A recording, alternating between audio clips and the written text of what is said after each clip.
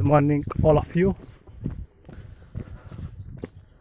हम एक बार फिर उसी सफ़र पर निकले हैं जो हर एक स्टूडेंट के लिए पसंदीदा होता है अगर वो पढ़ना चाहता हो। कॉलेज जा रहा हूँ मैं। 3 किलोमीटर की मसाफत तय करनी पड़ेगी और ये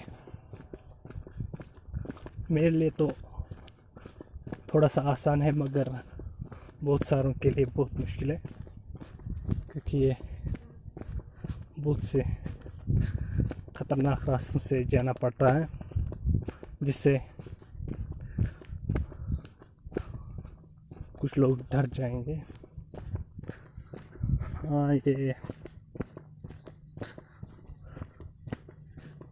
कश्मीर है और हमारे कश्मीर का खूबसूरत मंजर।